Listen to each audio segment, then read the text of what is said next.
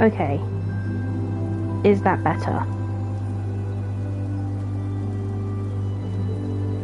Okay, is that better? Yes, it is. Okay, so you can hear me now. Awesome. I didn't actually realise that my microphone was on mute, so I apologise for that. So, this is a game that I've played on the PlayStation for quite some time now. I am broadcasting this directly from the PlayStation, so I'm not using any other kind of software. It is directly from the PlayStation, and you know, touch wood, I've had no problems with dealing with the PlayStation in the past with streams coming from here. So this should go quite smoothly. Literally, I am in love with this game. It is such a sweet game. It's very, very cute. It's very child friendly. So if you're looking for a cute sort of simulation game that's child friendly and super duper fun and educational as well, because these are basically all dinos that are obviously based off of real life species that lived, but they're obviously like cuter, friendlier, kid friendly versions of them. And I just love this game so much. You can collect different items and different food related things for them. It's predominantly a dinosaur simulator where you look after these dinos. You find them out in the wild and you befriend them by using this special flute, which I guess you could say is kind of like the dinosaurs version of the poker flute or the azure flute or something. So yes, I think it's a very, very, very cute game. So every single game that you play in this, there's no genders that are assigned to any of the dinosaurs, and the character that you play as well. There's no gender assigned to that character either. So they're basically just seen as a non-binary person, but it basically has to do with the features that you put on your character that will determine whether your character looks more male or more female, or whether you want them to look gender neutral, so that there's no tie to a specific gender, which I think is a really, really interesting way of doing things. It's really good. It's very inclusive, which means that like if somebody is non-binary and they want to play a game like that, they have to choose a gender, which I think is unfair. This kind of game is really good because you can literally you don't need to choose gender. You are literally genderless in this game, and it all has to do with the accessories that you buy, which determines your gender basically. So yes, I've got loads and loads of dinos in this game. This is my first download of this game, so this is my first file. This one I'm riding on here, this little blue cutie is Lucky. She is the first ever dinosaur that you get given in this game, like it's part of the story. She's basically there from the very beginning, and you basically come away because the whole story is that Lucky is trying to find other parasaurs to basically be friends with, to have a family, and she basically feels sad that she's the only parasaur that I know of, and things like that. It's quite an intricate story to start off with. You're given this farm with the ranch attached to it and everything, and to start off with it's a complete and utter mess, and you have to clear it up and basically turn it into something pretty cool. So obviously with like dinos and stuff that can inhabit it, and stuff like that. So it's a very, very cleverly made game, and I absolutely love it. I love the socks off it. It's a really, really good game.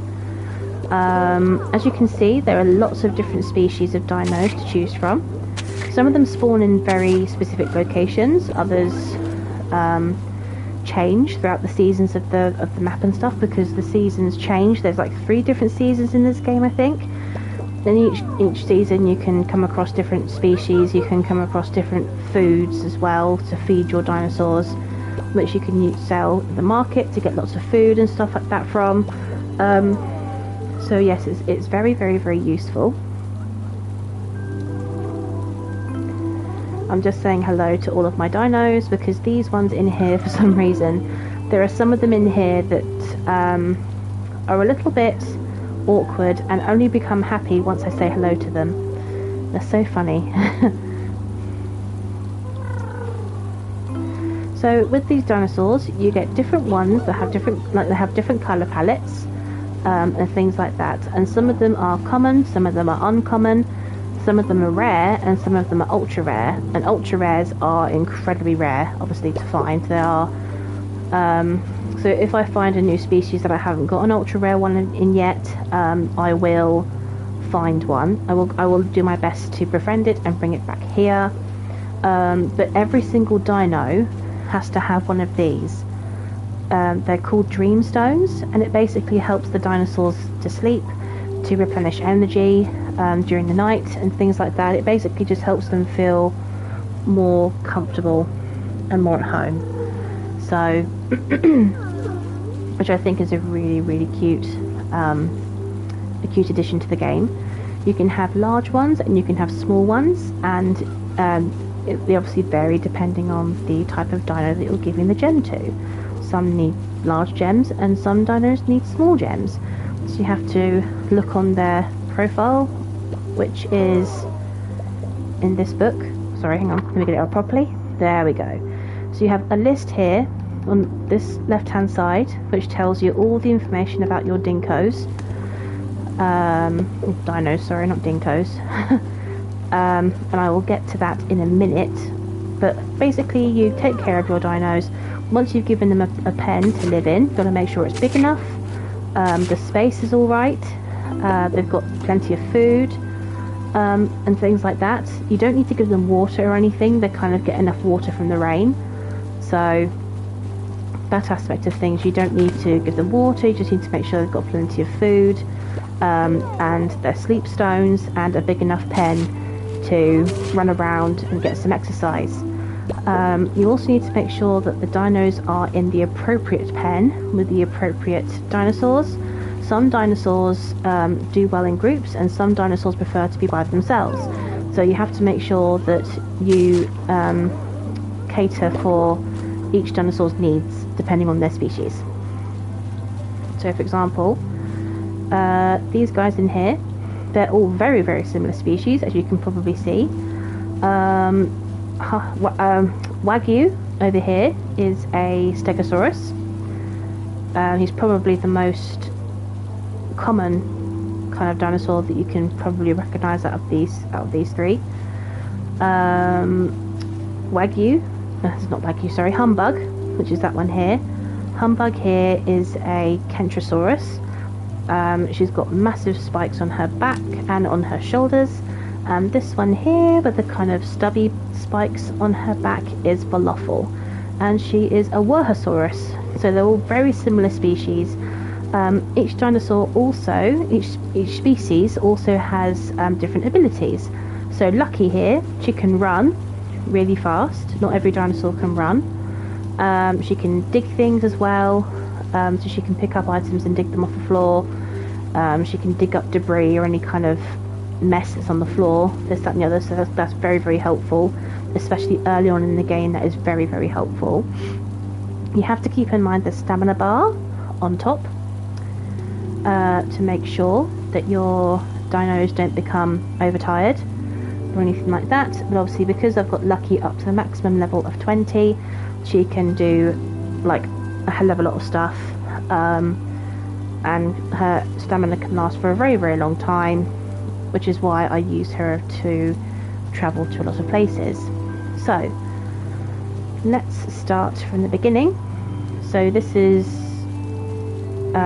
Lucky's pen. This is where she lives, and these are all of her friends who live here. This is Baby Blue. He is a Coryphosaurus, who's a very similar species to Lucky, who's a Parasaur. So yeah, he lives in here too. This little black blob is Toothless. I think she's a Scelidosaurus, so they're quite small. Some dinosaurs in here are too small to ride, and some dinosaurs you can give them saddles and you can ride on them, and some dinosaurs are too small, you can't ride on them, but you can still get them to follow you, and they can go out into the field and sniff out rare items and bring them back to you, which is really, really cool. And then this tiny little one here, this is Snowflake. She's a Psittacosaurus, which is basically a very early species of ceratopsian. So things like Stercosauruses, Triceratopses, and things like that is basically an early form of ceratopsian without the crest of it or anything. And like this, a Protoceratops, this is Marshmallow. So with Marshmallow and Toothless over here, they are ultra rare colours, because Marshmallow is an albino, as you can see. He's got white scales with red eyes, and Toothless is what they call a melanistic, which is black and green eyes. So those are what you call ultra rare coloured dinosaurs. They are extremely hard to come by, and they only pop up once every so often. So if you find one in the wild, you do your best to bring it back to the ranch and keep it as your friend. Basically, that's what you do. So these are the guys in Lucky's enclosure.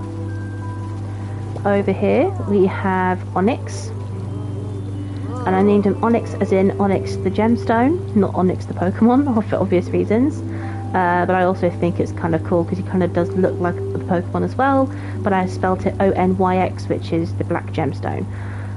Again, because he's an ultra rare, he's a melanistic Postosuchus, which is basically an early form of crocodilian, which stood on their hind legs, kind of like T-Rexes and Carnotauruses did. But he does use his front paws, he does use his front arms for digging. But this particular species is actually used for watering crops because they are associated with water, because he's a crocodilian. So all that technical stuff. Over here we have Cloud, who is my albino coloured Gallimimus. And Gallimimus is a species of dinosaur which is would be representative of an early form of bird, a flightless bird. So it would be probably an ostrich or an emu would probably be the closest thing to probably compare that to. Let's see. We also have Valentine, the red Pachyosaurus. Red Pachysauruses are quite rare. The same with this yellow one. This is Bash. She's another rare coloured Patchy, but she's yellow and brown. Pachysauruses are quite a unique species, both in this game and in the real world. As far as we know, and as far as we've discovered, the Pachyosaurus is a species of dinosaur, or the first or the only species that we know of that has been recorded that has the thickest known skull of any other species. Even thicker than, rhinos and whales and all that kind of stuff. The thickest skull ever to be recorded, the Pachyosaur. Over here we have Bubbles, the Baryonyx. He's a good boy. Baryonyxes are kind of crocodilian looking in the real world. They're but in this game they sort of chibied them out, so they're much more cute and friendly looking in this game. But in the real world, a Baryonyx is quite thin. They're quite slim and streamlined. They are crocodilian and semi-aquatic, so they would tend to live near water or swampy areas. And if you can see underneath his bottom jaw, he has a water pouch, which is what he'd use. So in the hotter months, in the cooler months, he would drink up as much water as possible, and he would store water in his water pouch. So when it came to hotter months, he would then use the water reserves in his pouch to hydrate his body, which is pretty neat. So, and that's a genuine fact about real life Baryonyxes. But this particular Baryonyx in this game, he is used for watering, and that's what his throat pouch is for. You can also plant crops in this game as well. I've only got a very, very small plants here at the moment. I believe the only plants I've got in here at the moment are potatoes. So these are just 4 potatoes that are growing and stuff. What I love here is that the weather can really affect how your crops grow, which is really, really true to real life. So if it's raining, which obviously it is right now, you don't have to water your crops or get a dinosaur to water it for you. The rain just naturally does it. So you don't need to do it on days where it's raining. But obviously, if on days that it's dry, you can either use a watering can and fill it up in the pond, or you can use a dinosaur that knows how to water things, fill their mouth up from the pond, and then get them to spray the water all over the crops, which I think is actually a really, really cute way of doing it. This enclosure has the most dinosaurs in it that I've ever got. And these were the guys that I was saying hello to earlier. So, oh, where are you going, you cheeky so-and-so? Some of them just get bored in their own cages and they like to have a run around and explore. But obviously they will make their own way back eventually once they've explored. This is the first dinosaur I had in this enclosure. This is Dragos, the Desmatasuchus, which is very crocodilian looking. He does look very crocodilian, but he isn't actually a predator. He is a prey type of thing, more like a Schildiosaurus or an Ankylosaurus, something like that. And he runs incredibly fast, so I'll show you real quick.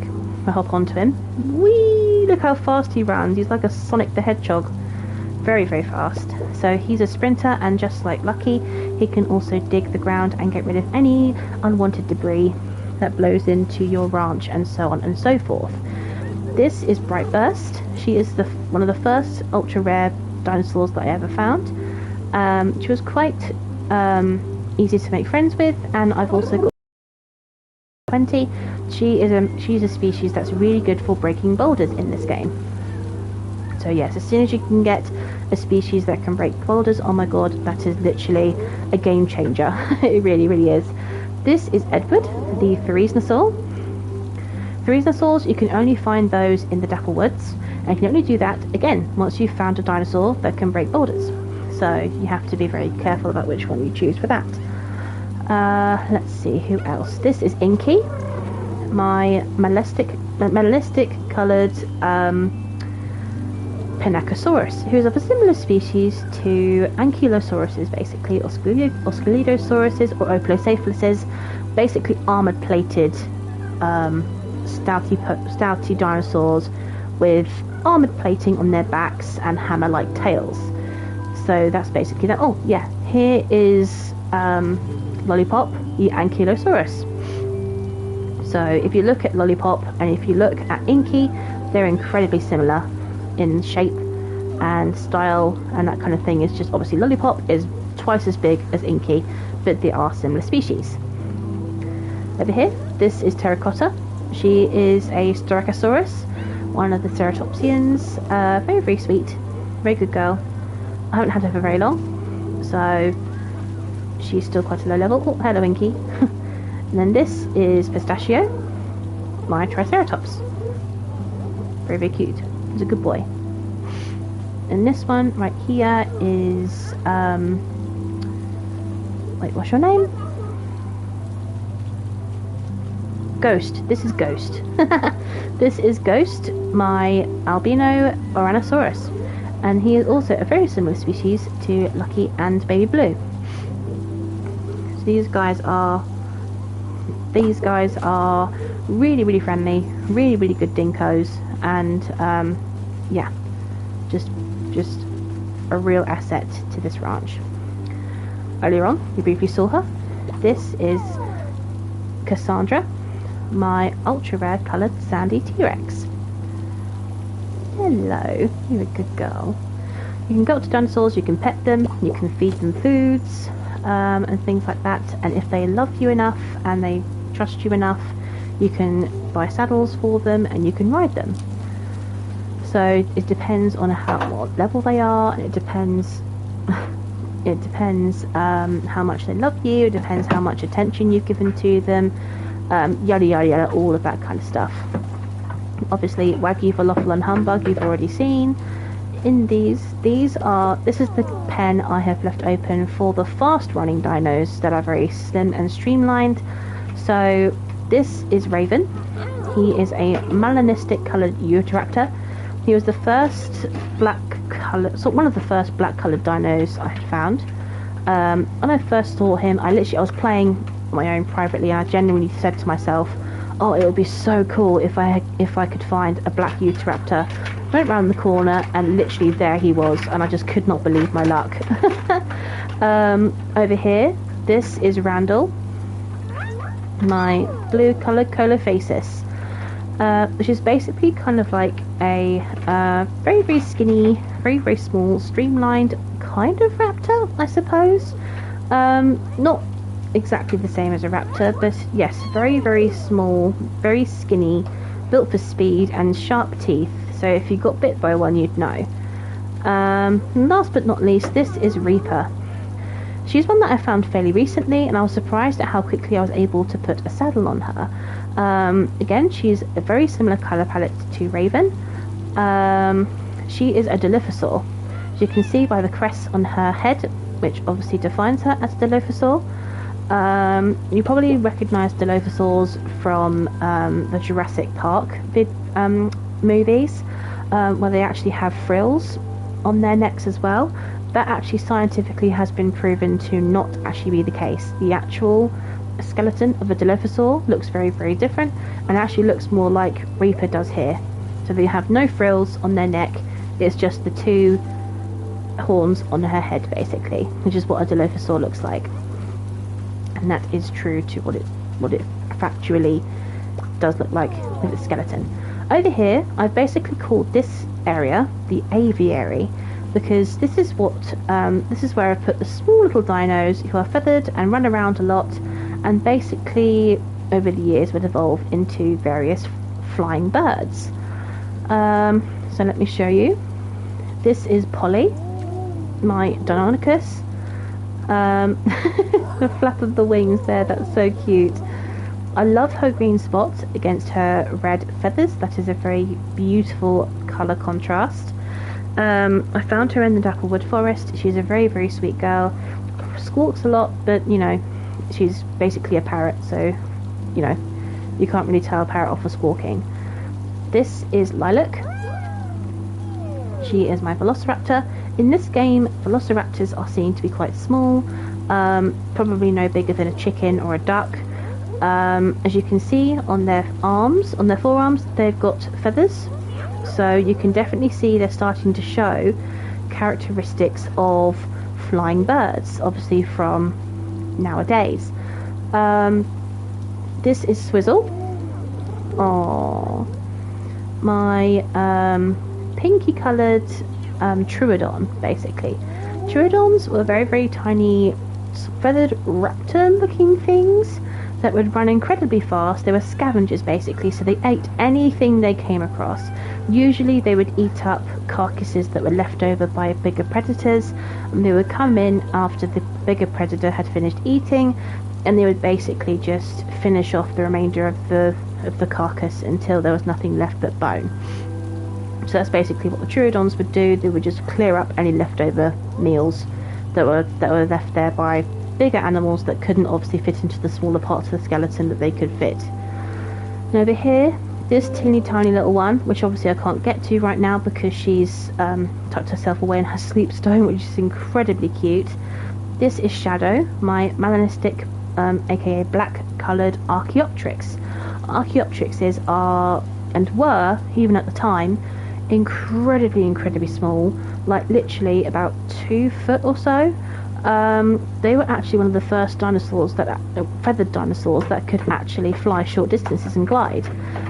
They would climb up really tall cliffs, especially ones near the ocean, and they would basically use the air current from the sea to glide down to lower platforms, and that's how they were able to evolve to get feathers and slightly longer wingspans and stuff, which is really cool. I really like that concept.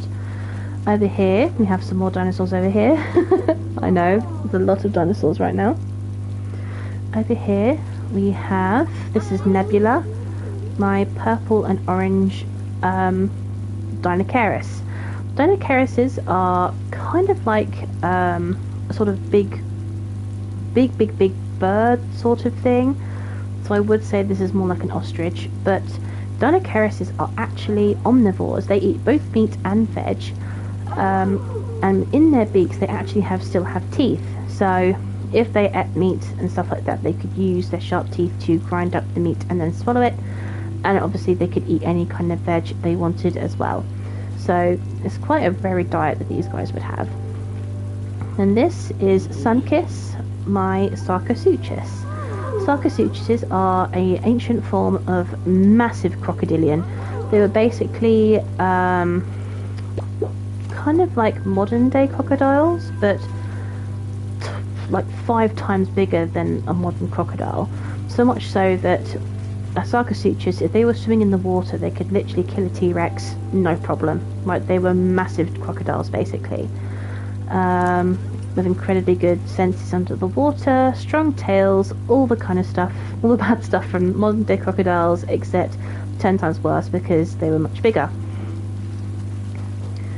This is Rosie, my Ceratosaurus.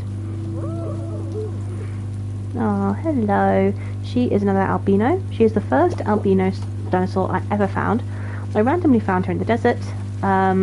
It was just a random encounter, and I thought, you know what? She is now my friend. So she has now become my friend, and I wanted to bring her back with me and basically sweetie, and yeah, a real sweet girl. Over here we have another dinosaur. This is Pumpkin, the Megalosaurus. Megalosauruses are basically an early form of T-Rex, I'd say. They're a lot smaller than a T-Rex, and they tended to be around swampy areas and things like that. So they obviously have very sharp teeth and would live in foresty, swampy kind of areas, and would basically be near water. That was their whole thing. This is Toro. Hold on 1 minute, let me just clear this up. This is Toro, my Carnotaurus. Carnotauruses are obviously carnivores. They are really aggressive, really kind of like modern day bulls. They would charge into a lot of things using their 2 massive great big horns on their heads. But what's funny about a Carnotaurus is they hardly have any front arms. As you can see with Toro, his arms are so small they're actually starting to become non-existent. It's because mainly with this species they would use head one end to keep their top half balanced and their tail the other end to keep their bottom half balanced. So after a while they didn't need their front arms, and they would only really use them for mating purposes. You know, they would just be little stubby things that they would use to help attract a mate. And yeah, if some of you guys are like a similar age to me, you'd probably recognise the Carnotaurus from the Disney movie Dinosaur, which came out in the year 2000. So if you guys haven't seen that, I'd recommend checking out that movie. It is really, really good, and it's obviously dinosaur related, and especially for the time that it was made, it's really, really good animation and CGI. Over here we have Custard, the Dimetrodon. Again, Dimetrodons were kind of interesting species. I'm not really sure if they're meant to be crocodilian or not, but they basically have that massive great big sail on their back, which is basically their spinal cords, an extension of their spinal cords going up and things like that. We're not 100% sure what they used it for. It might have been for intimidation, it might have been for show, it might have been for mating. We're not entirely sure. That's why they have very sharp teeth and things like that. So, and yeah, they basically just eat any bit of meat they came across. 1 second, let me just clear this up real quick. This is Amber, my Oplocephalus. She is basically a very similar species to an Ankylosaurus. A very, very spiked shell, and a very, very heavy hammer-like tail that they use to protect themselves against predators, like whack them in the face, or thump them on the floor to produce some kind of territorial threat display. And obviously their spiked plates on their backs would protect them from being bitten by bigger predators and things like that. The only kind of evolutionary flaw is if they were tipped onto their back. So if they were tipped onto their back, they would not be able to get back up again, and therefore they would literally just not really be able to survive or make it. Oh, has now gone into the next day. Okay. It's a really cute animation of Lucky sleeping. Okay, so one last dino to show you, and then I will basically show you the other parts of the game. This is Frostbite. Frostbite is my albino Allosaurus. Allosauruses are, again, another type of predator, and they are very closely related to T-Rexes and Megalosauruses and Giganotosauruses, that kind of thing. They were very fast predators, and as you can see, she's still relatively got good front arms. Again, a very balanced dinosaur. Some feathers left on her neck, but not too much. And yeah, just a really simple design of predator, nothing too overly complicated. Strong jaws, strong tail, muscular legs, that kind of thing, sharp claws, all the usual shebang you would typically see from a really well designed predator. Okay, so the daily things would be, once you've got a decent amount of dinkos, you would go around their pens, making sure they're all nice and clean, cleaning up all of their poopy mess, and making sure that they're all happy. Because if your dinkos are I call them dinkos. I just think it's a really cute word for them. If your dinkos aren't very happy, they will actually leave, which is very sad. And the only way you can get them back is if you sort of complete a very tedious mission with an NPC in the game that can basically help you track down any dinko that you've either lost or you've had to say goodbye to and release into the wild, that kind of thing. So yeah, I'd recommend trying to keep your dinkos as happy as possible so that you don't end up losing them. Oh, here's one that I didn't show you last night because for some reason he had run off. This is Lavender, my Oviraptor. Oviraptors were quite cheeky little things. They're called Oviraptors because they liked to steal and eat other dinosaurs' eggs. Oviraptors are classed as omnivores. They pretty much ate anything and everything they came across, whether it was meat, veg, fruit, fish, or eggs. Eggs were always their favourite because eggs are packed with protein, and it would fill them up for a long time, and they were technically found everywhere, pretty much. So, and the omnivores would Oviraptors would sometimes even eat their own eggs as well. So yes, not, very cheeky they would be. Okay, I have found the best way to make money in this game, and quite a lot of money each day, is to find a dinosaur that can break boulders. So Brightburst here, for example, she's one of the dinosaurs that can break boulders, and I will take her with me. So I play the whistle and she follows me. If I play a certain pattern of tunes, I will take her with me. So we'll come out of the ranch now and go down this pathway.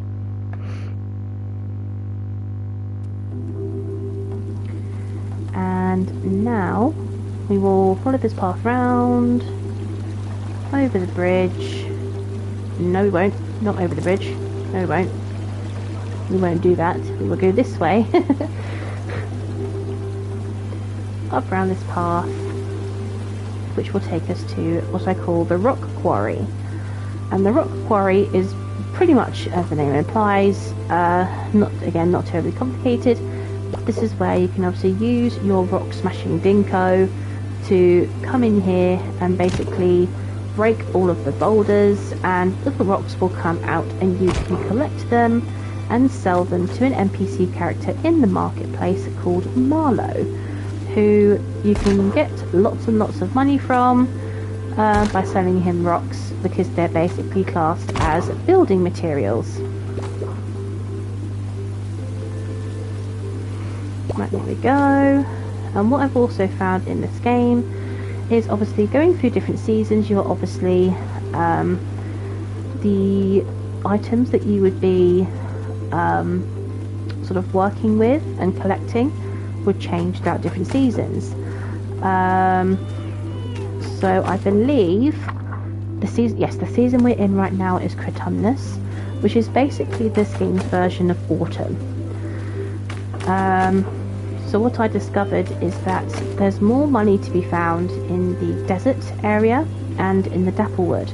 In the Dapplewood you can find a lot more mushrooms and truffles,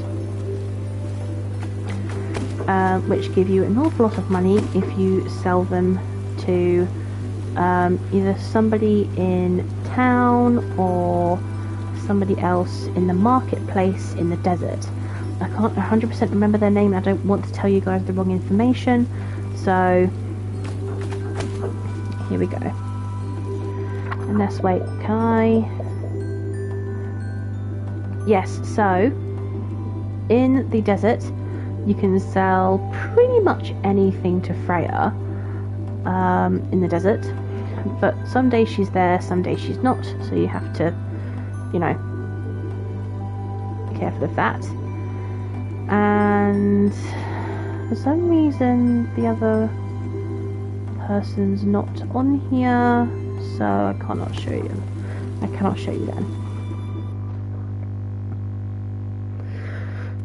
But basically, you come into the forest, you can find all sorts of treats and food things all over the floor that when sold will actually give you quite a lot of money. Especially under Marlowe's house, which is this beautifully built house right here. You can find some things up here. Aha! So here's some mushrooms. And if you come across these little piles of dirt like that, right under there. Oh, sorry, there. Those are basically where the truffles are, but you can only collect them if they're sparkling, if that makes sense. Which obviously are true to real life, am I right? Not really, but yes. Let's keep looking for any more mushrooms. Okay, so this area doesn't have any more mushrooms. Oh, hang on, there's one here. Nearly missed that. There are usually loads of mushrooms and truffles around the pond. So this is where I like to look. Well, oh, there we go. Case in point, there we go. Around the pond, there's usually truffles around the pond, under this bridge as well. Because there's a puddle there, I can't quite reach it, so I might have to get off lucky. There we go. There we go. Done it. Just like that. And again, checking all the way around, and this is why we do that. Because there's some there. And some there. And this is where you can find the megalosauruses, because they like to be near water. They typically appear during the day, and if you come in with Dapplewood in this area at night, that is where you can find baryonyxes. So it depends on the time of day and night you come to these areas, as you can get different spawn-ins, this, that and the other. So, which I think is very cool. So the time of day affects what you can come across as well, which is kind of realistic to real life. Come on, dig up the mushroom. Good girl. And through here, this is where you can find wild stegosauruses. They come in all sorts of different beautiful dazzling colours. I mean, these guys are quite common colours. The orange and yellow one and the pink and yellow one, they are quite common colours, but still beautiful nonetheless.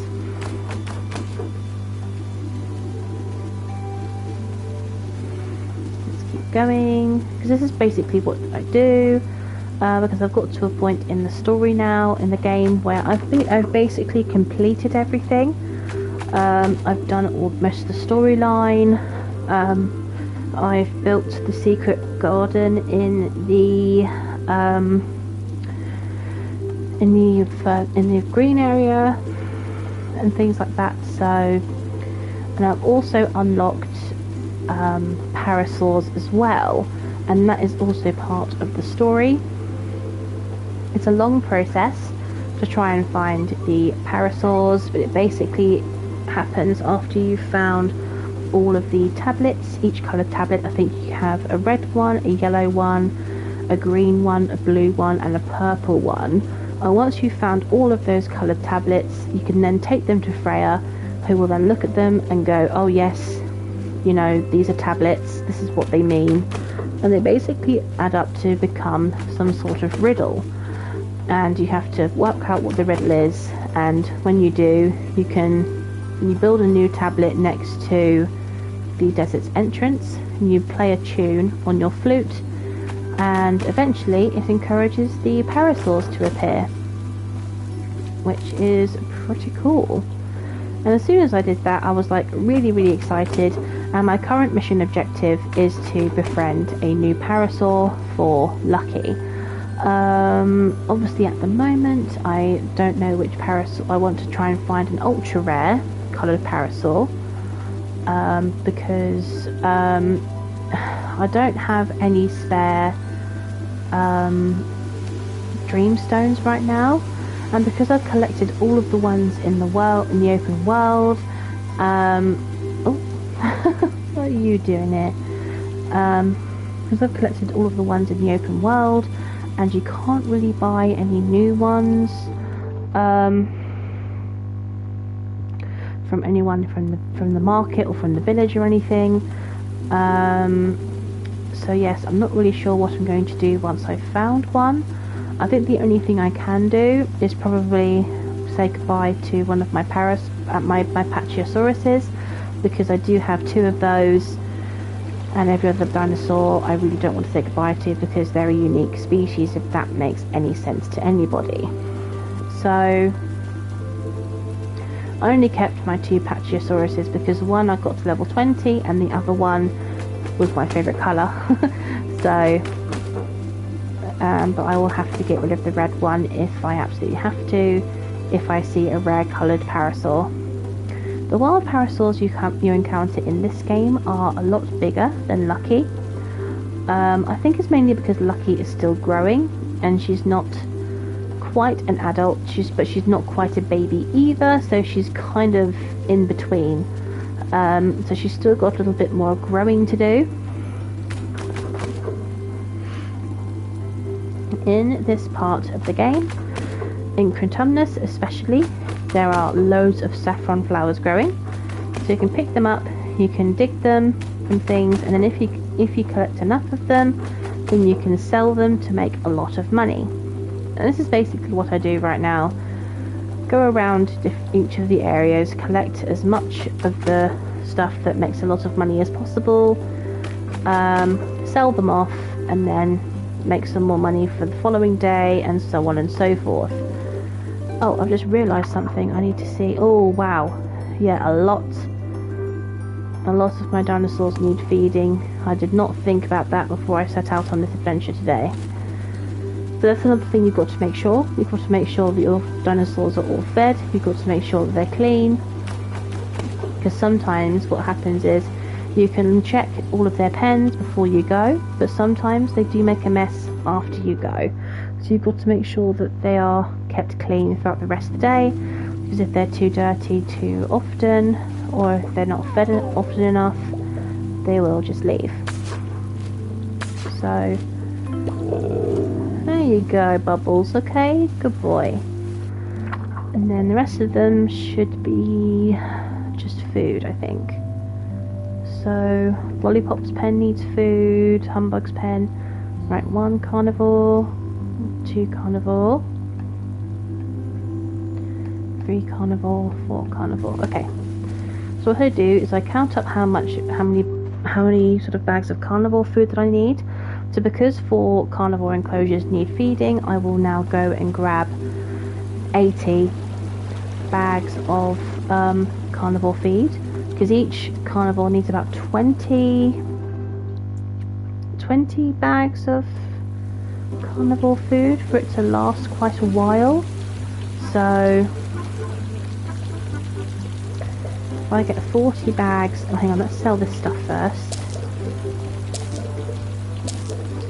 I mean, yeah, just having that stuff, look how much money that's already made. That's a big improvement.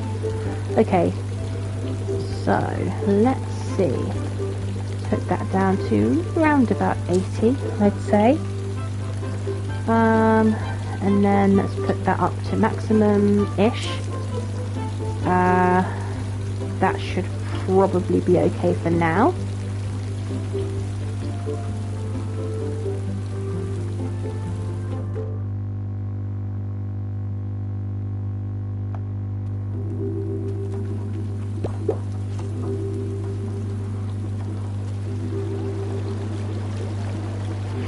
Let's keep going.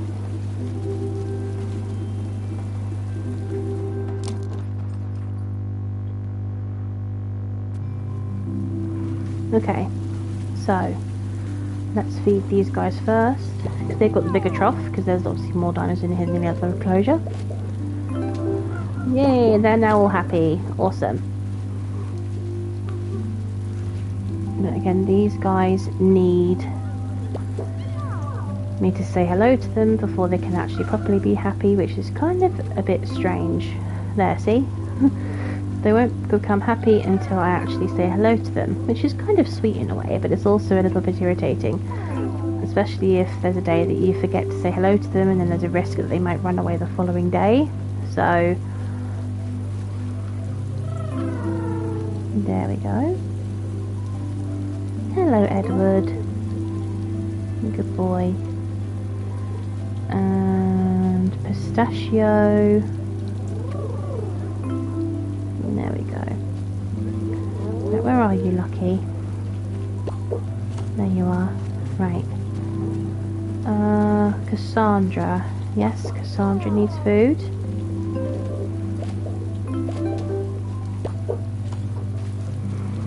And obviously, like, when all of their needs are taken care of, it'll obviously pop up in that right hand corner, which you did there, to say that the dinosaur is happy.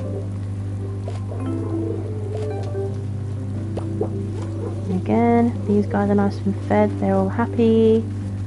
How are you guys doing? You guys are alright, you've still got food. You guys have still got food as well. I think you guys needed some, didn't you? Yes, you did. These two honestly eat me out of house and home. They eat a lot of food. I know it's a giant crocodile and I know it's a giant bird looking thing and like they need lots of food, but it's like, come on guys. It's every 2 days they need food. There you go. Who else needs food over here? Toro. Toro needs food. There you go, bud. Okay. That's all of my dinos okay for now. What I will do is I will give the rest of this food to these guys because their trough is looking a bit low. There we go. How's that, guys?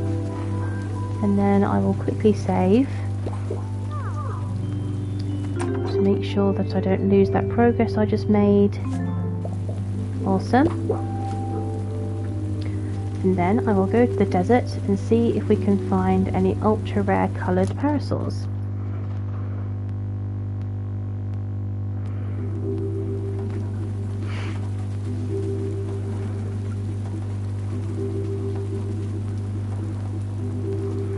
I just love when it gets to sunset in this game. You can see the sky turning purple, and especially when you're walking around the desert, you can actually see the rocks turning red, which I think is a pretty cool feature to have. So, okay, so through here, again, you can have new species. Through here, this is where I found Custard the Dimetrodon. This is where I found Inky the Pinacosaurus. And over here you can find Saffron.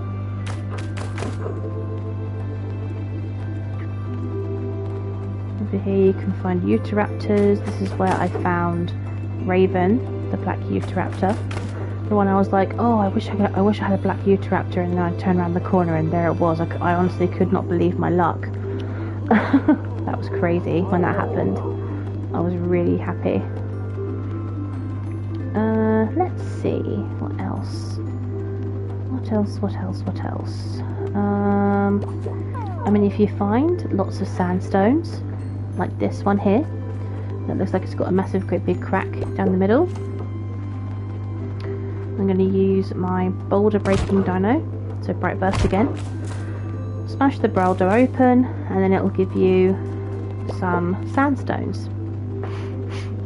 I like to make sure that in my storage container at home, I like to make sure that I have at least 10 sandstones left in storage, so that if I find a gemstone that is not quite the right size for what I need it to be, I can then take it to Freya and she can resize the gemstone to a size that I need it to be for 10 sandstone, which is actually very helpful. And it works either or. You basically need 10 gemstones, and I think it's 1,500 shells, which is basically the currency in this game, to basically either turn a small dreamstone to a large one, or a large one to a small one. So it costs the same no matter what size you're getting. I just love how detailed this game is. You can go around, you can collect different things. So a minute ago I collected some saffron, and this is ginger root. So you can collect all sorts of different stuff, and these can either be sold at the merchants, or you can give them to your dinkos as treats.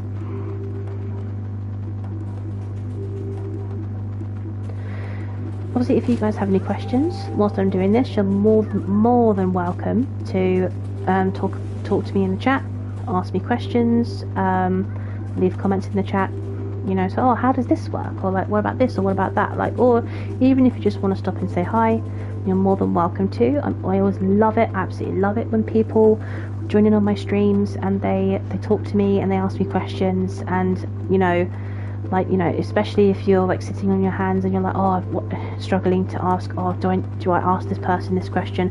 There's no such thing, to me, there's no such thing as a silly question. Like, if you've got a question, you know, it's better to just ask it, and I will do my best to answer it and stuff. Or, you know, if you'd rather just sit and just watch the stream for background noise, you know, just something to entertain yourself for a little bit, then again, that's absolutely fine too. I just want to make sure that my streams are enjoyable, and I'm basically showing people something that they'd want to see and want to come back again to watch in the future. Because obviously I wouldn't want my streams to be boring, I wouldn't want them to be samey, so I'd want them to be different and interesting for everyone, and basically aimed at a varied audience, you know what I mean?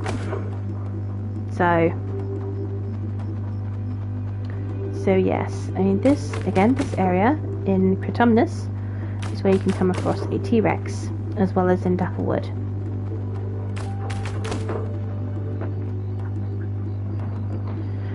So yes, there's lots of bits of ginger in this part of the desert, which is great.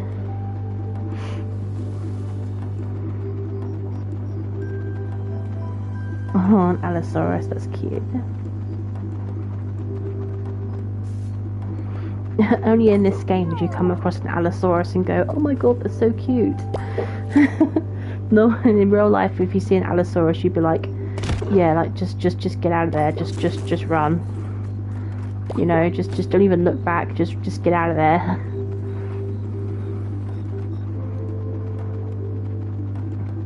But yeah, I just absolutely love the design of the dinosaurs they've put in this game. I really love how they've sort of made it a bit more friendly and really adorable, and just basically made it a nice, chill and relaxing game where someone can just play it to their heart's content and not get too overwhelmed by it, and it's just a really relaxed dinosaur simulator type game. You know, young children can play it, teenagers can play it, adults can play it. There's no real age limit to this game, I don't think. So yeah, It's very, very cute.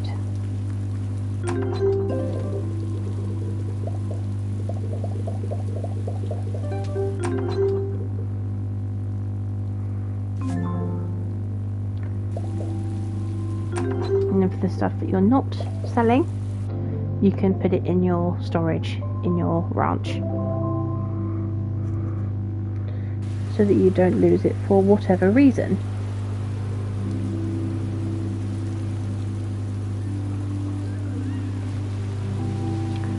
Okay.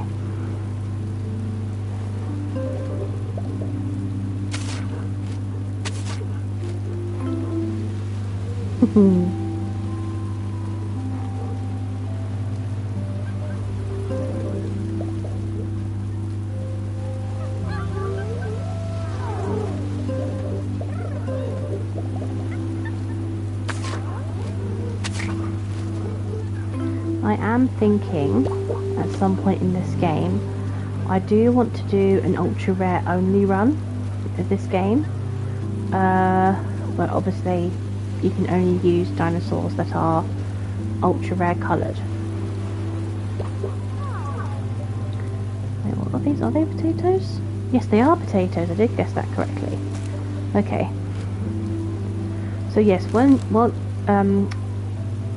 your crops are ready, it will be quite obvious because they'll be sparkling like this, which obviously I know isn't true to real life. I know obviously in real life your crops don't sparkle when they're ready to be harvested. It's just a really cute indication to let you know, oh, we're ready to be picked now. So as soon as your crops start to sparkle like that, you know that's when they're time to be harvested.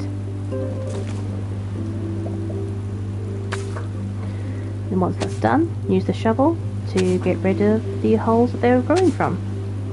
Ta-da! Potato patch? What potato patch? Anyway, let's check out on these guys. Aha, there it is. You guys always make a mess.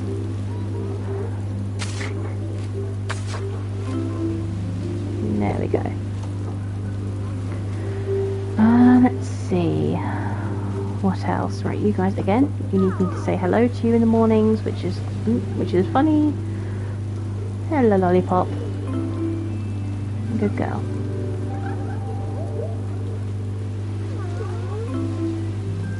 Good boy, Ghost. Good boy, Dragos. Good girl, Inky. Oh no, I've said hello to you, haven't I? And good boy, Pistachio. Wait, did I say hello to Edward? I don't know if I did or not.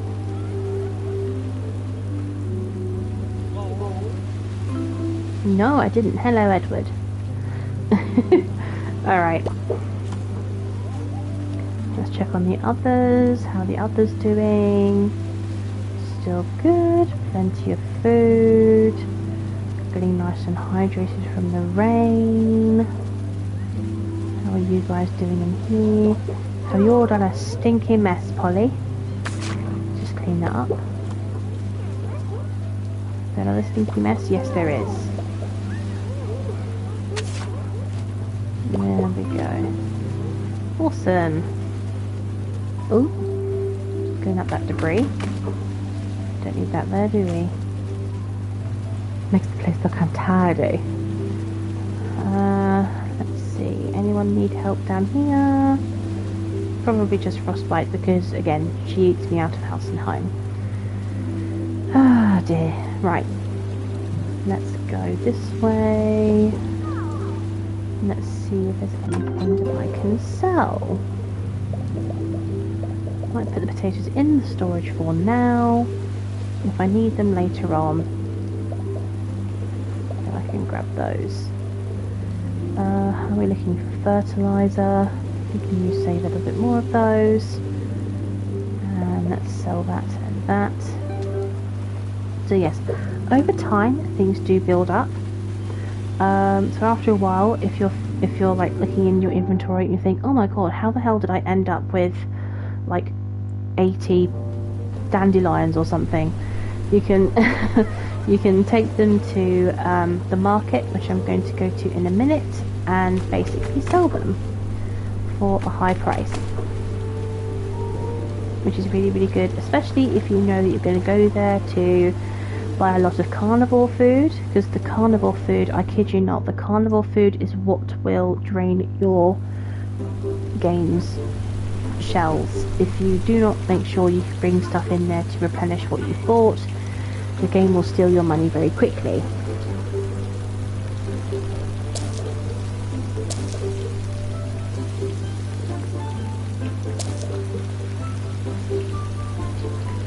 Okay, let's see, so it was just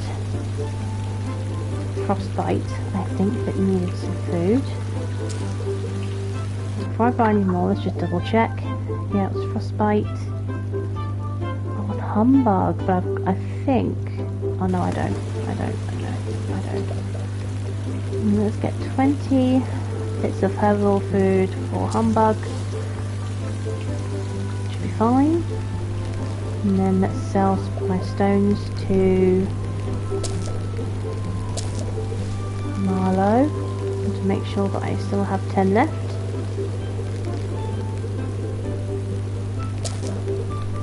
There we go. And then the things that you can't sell to either Marlowe or that dude from behind the food counter, you can come over here, speak to Pippin, and you can basically sell that kind of thing. And he uses those to make his poppins, which are these cake things here. And they come in different flavours. They come in fragrant, spicy, crunchy, earthy, and juicy. So each species of dinosaur will have a preference to the kind of flavour of things that they like. So you have to basically go onto Paleo Pines wiki and look up their dinosaur species, if you haven't already documented it in your book. And basically the dinosaur, the Paleo Pines wiki will basically tell you what kind of food that species likes. And it will show you different pictures of what common, uncommon, rare and ultra rare colours the dinosaurs look like, just to make sure that you don't miss out on any.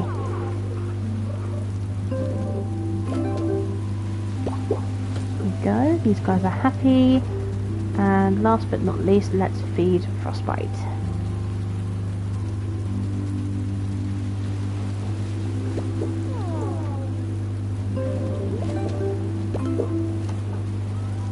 There we go.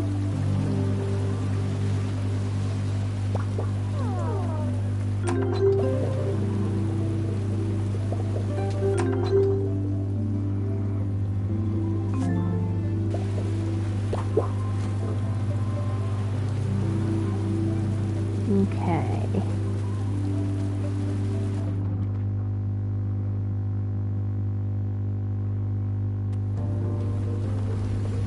Let's explore around here, because through here is where the first group of parasaurs tend to hang out.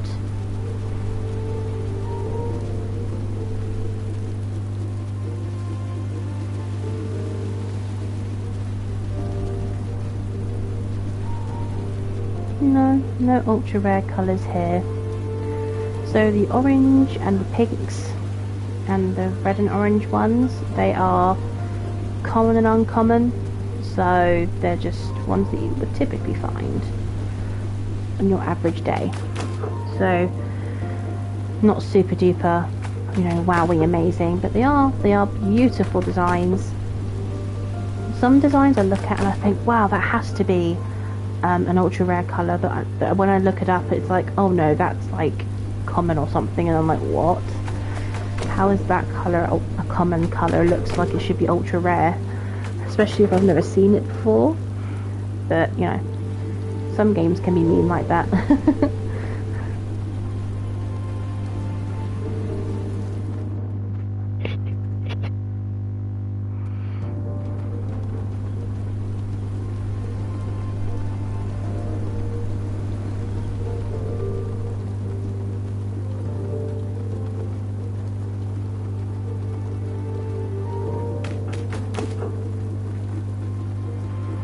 Now I know I didn't bring Bright Burst with me. I'm just doing this to quickly check to see if there are any parasols, any ultra rare coloured parasols there in the desert, because you can only find parasols once you unlock them.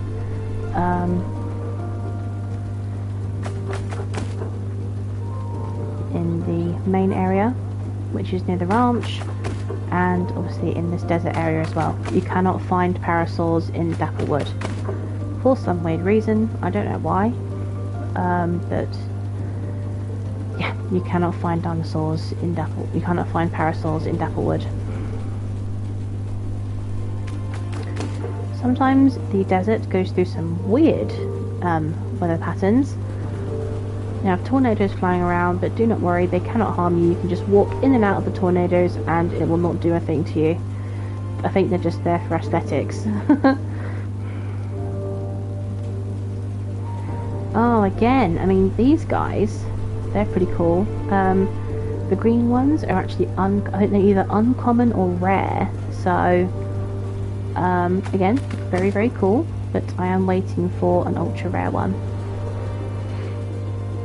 And I do personally know what the ultra rare parasols look like, so I won't tell you guys it because I don't want to spoil the surprise. If you guys want to look it up yourself on Paleo Pines wiki, then of course absolutely go for it.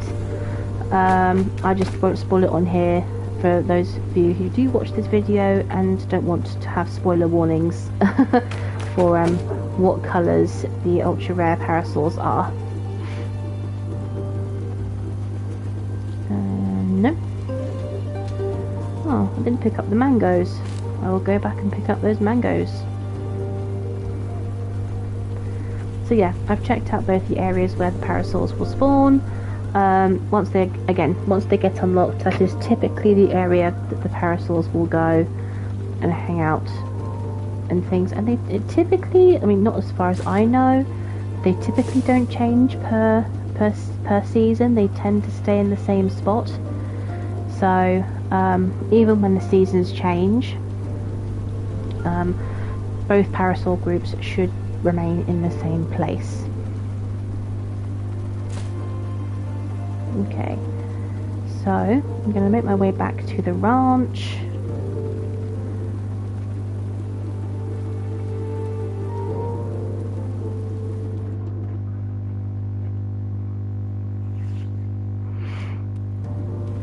Go.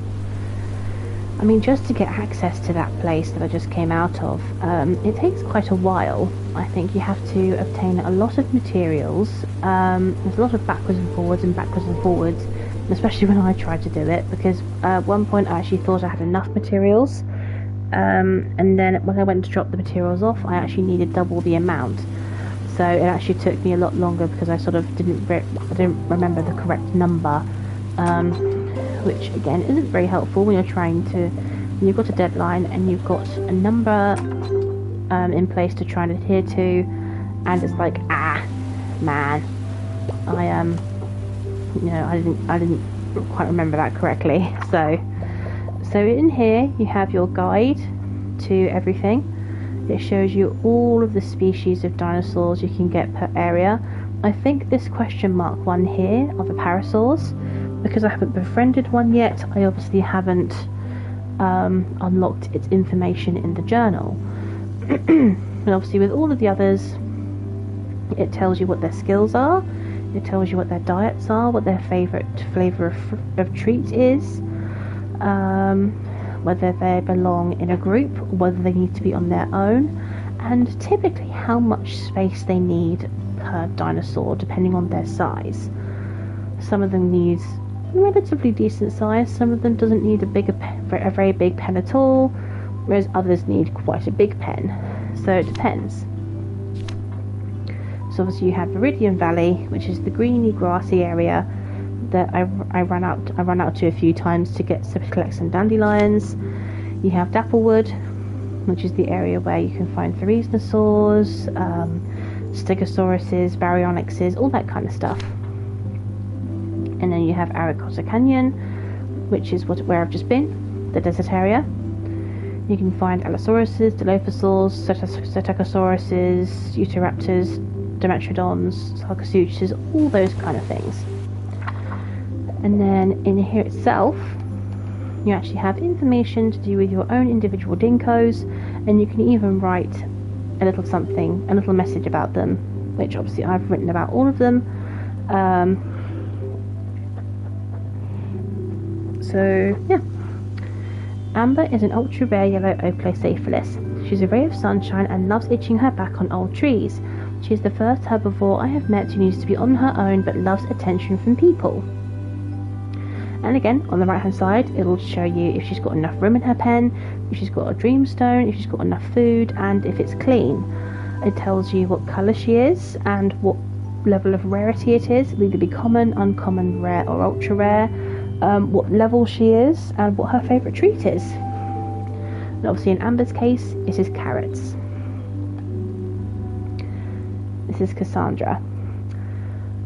Cassandra is an ultra rare beige and sand coloured T-Rex. She is very regal and loves receiving love and affection from humans. Whenever someone greets her, she bows her head to show respect and acceptance. Obviously, because T-Rex is obviously the king of all dinosaurs, because when I look at Cassandra, I tend to think that she's very female, probably because of her colour and maybe the shape of her skull, I don't know, but to me she comes across very feminine, so that's why I called her Cassandra. And because she's like a sandy colour, I thought, you know, to have a name that when you shorten it, it becomes Sandy, I think that's quite cute. So again, it has her care info, what colour she is and what rarity her colour is, obviously the name of her species, and what her favourite treat is, and in Cassandra's case it's spice fruit. Here we have Onyx. Onyx is an ultra rare black Postosuchus. Despite his menacing appearance, he's actually incredibly sweet and affectionate. He may prefer the solitude from other dinos but can't get enough attention from humans. So Onyx is one of the dinosaurs that doesn't really like to be around other dinosaurs but loves to receive attention from people. So that's basically what we've written here. Again, his care information, he's only level 3, I haven't had him for very long. He's obviously the melanistic colour of the ultra rare kind, and he loves so many treats. He loves prickly pears, he loves mangoes, he loves apples, he loves carrots, and he loves coconut. So he loves all kinds of treats. This is Pumpkin. Pumpkin is a rare light and dark orange coloured Megalosaurus. He is very rambunctious and loves charging into things. He has very sharp teeth and loves to run near water. He enjoys his shoulder scratches. So again, all his care info. He's only level 2. I haven't really had him for very long.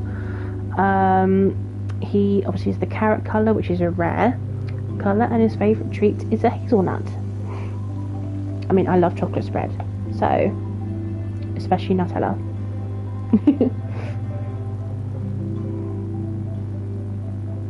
But anyway, this is Custard.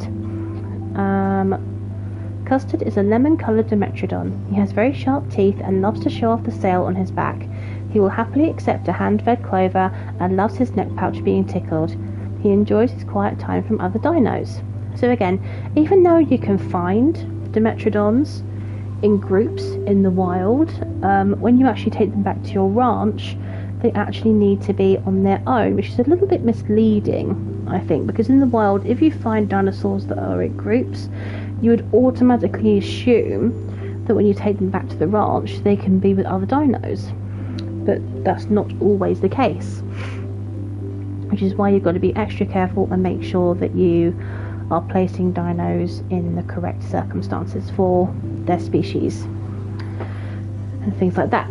Again, he's only level 1. I mean, I've had him for a while, but I haven't really had the need to take him out of his pen and take him anywhere. He's quite small, and I think he's a tender, so it makes more sense for him to be at the ranch anyway. He's a sunray colour, which is rare, and his favourite treat, obviously, as I said in his description, is clovers. This is Frostbite. Frostbite is an ultra-rare albino Allosaurus. She is very loving and considerate of others. She doesn't do well socialising with other dinos, but loves attention not loves attention from humans and wants to spend as much time with them as possible. So, again, only level 2. I mean, I've taken her on a couple of walks and things like that, but nothing too major. Again, albino coloured, ultra rare, and her favourite treats are garlic. Lucky, again, she's the one who I said at the beginning, who was the one I've had since she was an egg, I think. Lucky is a very cute and friendly blue parasol that helps clear debris. She has been by my side since she was an egg. She is very loyal and caring and loves her food, and the first dino I got to the maximum level of 20. So yes, she's an ultra rare colour of sky blue, and her favourite treats are clover, beetroot, mushroom and strawberries. This is Toothless. Toothless is a beautiful black coloured sclerosaur with green eyes. She is too small to ride but is incredibly sweet. She loves her nose scratches and is the first black dino I had. She is often seen scurrying under Lucky's legs when playing. So again, very, very cute dinko. Marshmallow. Marshmallow is an ultra rare albino protoceratops. He is very sweet, as his name implies, and has lots of energy. He loves his nose scratches and will follow his carer around the enclosure until he has been fed. So all of those write-ups that you see at the bottom in those boxes there, I have written all of those up myself about the dinos. The game hasn't done that for me. I've written those up. And I usually do that pretty much after I've found the dinosaur an appropriate pen for them to stay in. And once I know that they're happy, I will then write up in their description, in their boxes, about a little something about them. I just think it adds a little bit of uniqueness to them, you know what I mean? Baby Blue is a rare, light blue and purple Corythosaurus, who is of a similar species to Lucky. He is very docile and gentle and is currently a bit sceptical about the smaller dinos in his enclosure, but a little scratch from a human calms him down. So, he loves playing with Lucky. He's a little bit nervous about Toothless, Marshmallow and Snowflake, but he is warming up to them slowly. Snowflake. Snowflake is an ultra-rare light blue coloured Stegosaurus. She became a helper very quickly and loves nuzzling the other dinos in her enclosure. She is the first one to approach me whenever I enter her pen, which I think that's very, very cute. Toro. Toro is a rare ashy brown coloured Carnotaurus. He is rather goofy and likes having his chin tickled. He fell in love with Cassandra but prefers to live in his own space. A loving dino all the same. Randall. Randall is a rare light and dark blue coloured Colothesis. He has a long and slender body with a whip-like tail he uses to swat things. He loves to play hide and seek at night and has a cheeky toothy grin when fed apples. I thought it was very cute when I wrote that. It was very cute. Reaper. Reaper is an ultra-rare black Dilophosaur who is very snappy and likes to nip at Randall to see who has the sharpest teeth. She loves her scratches and finds running away from you funny when you're trying to call her, as she loves to tease. Raven. Raven is an ultra-rare black-coloured Utahraptor. He loves running around with Reaper and being hand-fed garlic. He is well adapted to life in hot climates and flutters his wings around when happy. I always think, oh, when I read out Raven's one, I think, oh, that's really cute. Nebula. Nebula is a rare dark purple and orange stripy Dinocaris. He loves his shoulder scratches and eats both meat and veg. He chases Sunkiss all day and loves saying hello to any human who approaches. It's a beautiful yellow and blue stripy Sarcosuchus. She is very playful and enjoys waddling around her enclosure. She loves a face scratch and enjoys being ridden on near water, and has become best friends with Nebula. Again, simple write-ups, nothing too overly complicated. I just stuck with something sweet and simple and innocent. The rare brown coloured Kentrosaurus who is of a similar species to Wagyu and Falafel. She is a very picky eater, as she will only eat spice root. She has formed a close bond with Wagyu and can clear bushes with her tail. Wagyu. Wagyu is a rare coloured steggy that looks like a walking piece of meat. He gets along very well with Humbug and is very sweet. He is a slasher, which means he uses his tail for clearing large bushes. Falafel.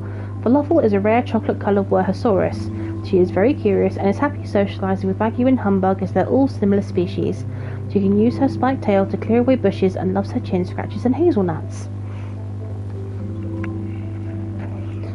the one that takes the longest. Lollipop. Lollipop is a bright blue and yellow coloured ankylosaurus. She is very brave and adventurous. She loves bounding around and eating garlic, but does escape her enclosure occasionally, so needs constant supervision. Edward. Edward is a rare dark purple coloured theresianosaur. He has very long claws that he uses to clear bushes. He loves to sleep and jog around the enclosure with Ghost. He loves his nose scratches and enjoys going on long walks. Dragos. Dragos is a rare purple coloured Desmatasuchus with big spikes sticking out of his shoulder blades. He loves eating his veg, especially garlic, and playing chasing games with Lollipop. He is very confident at clearing debris. Inky. Inky is an ultra-rare black Pinacosaurus. She loves to run around with Lollipop and Ghost and loves her nose scratches. She's just like a little friendly puppy as she wags her tail when happy. I think that is the cutest one. That is definitely the cutest one. Brightburst. Brightburst is an ultra-rare turquoise and yellow coloured Centrosaurus. She uses her strong horns and skull to break boulders. She is very trusting and became my friend quite quickly. She loves to chase Terracotta around all day. Terracotta. Terracotta is a rare salmon and burgundy coloured Styracosaurus. She is very playful and loves to roughhouse with Brightburst. She can use her nose horn to till the land and loves her head scratches. Ghost. Ghost is an albino Ouranosaurus. He is very friendly, sweet, gentle, kind to others, and is very careful of the way he moves because of his size, as he doesn't want to hurt anyone. He loves scratches and running around on his hind legs. Pistachio. Pistachio is a light green coloured Triceratops that looks like he's been splattered with paint. Because if you look on his forehead, he's got 3 sort of paint splat marks on his forehead and on the end of his tail as well, which I think is really cute. He is rather timid, but the other ceratopsians are helping him come out of his shell. He loves his head crest being tickled. Lavender. Lavender is a pretty rare pink, purple and blue oviraptor who is the same colour palette as Lilac. He is a little timid of humans he doesn't know, but warms up to you if he sees you often enough. He loves running around and squawking. Polly. Polly is a red, orange and green spotted baryonyx. No, she's not. Polly is a red, orange and green spotted Deinonychus. She loves to run around in circles and teases her friends by squawking at them. She is very smart and warmed up to me very quickly. Shadow. Shadow is an ultra-rare black Archaeopteryx. She is very small and hard to spot from a distance. She loves running between your legs as she thinks it's funny. She does an adorable chicken dance when greeted. Lilac. Lilac is a stunning purple and pink coloured velociraptor. She is very cheeky and constantly runs around.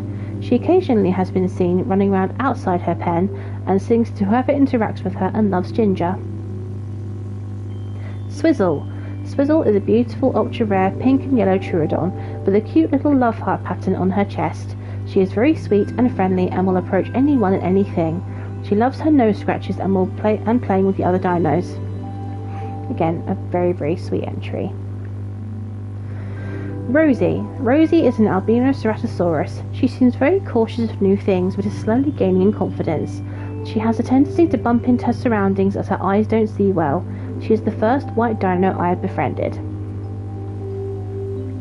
I wanted to add that detail into Rosie's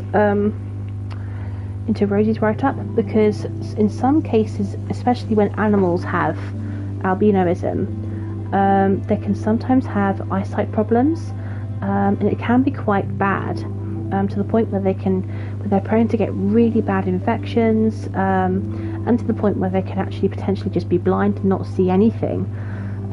It's just because the eyes can become so red and so bloodshot that eventually they just stop working anymore, which is very, very sad, in my opinion. But yeah, I wanted to say that she bumps into things that her eyes don't see well. She doesn't see well. She sees a little bits, but not a lot, if that makes sense. Okay. Valentine. Valentine is a bright red patchy. He is very affectionate and loves following his carer around until he's satisfied that you've said hello. He instantly connected with Bash and loves to practice his headbutts with her. Cloud. Cloud is an albino Gallimimus. She acts with the dignity and grace of a swan.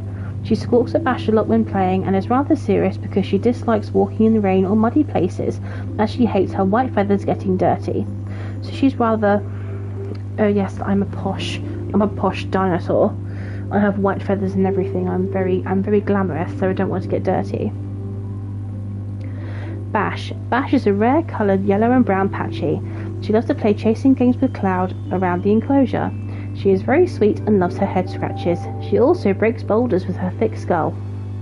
So again, in the game, if you can't find a ceratopsian to break boulders, you can also make friends with a Pachycephalosaurus. So don't worry, it's not just the Steracosauruses that can break boulders in the Viridian Valley. You can also make friends with Pachysauruses, and they can break boulders too. Bubbles. Bubbles is a rare blue and green spotted baryonyx who loves being near water. He prefers being away from other dinos but loves attention from people. He makes happy grumbling noises whenever I pet him. And there you go. That is all of the write-ups of all of the dinos that I have so far. I'm still desperately trying to find my ultra rare coloured parasaur to be friends with Lucky. I think I might do some more streams on my PlayStation again, because this is definitely the best stream that I've done since I started streaming again. It's definitely been more top quality, and there hasn't really been anything wrong with this stream, I don't think. I mean, unless you guys tell me if there's anything wrong. So yes, I am very happy. I'm very happy with how this stream has turned out. I will probably do another one tomorrow. I might do a different game on here tomorrow. I'll have to double check and think and have a look at my schedule. So please feel free to like, comment and subscribe on all of my videos. It is very cool when you do, guys, and I appreciate every single like, comment and subscription I get on my channel. You do not believe this, seriously, like I really appreciate it when you guys do. So okay, so thank you guys so much for watching, and I will tune in next time. Alright, catch you later, bye.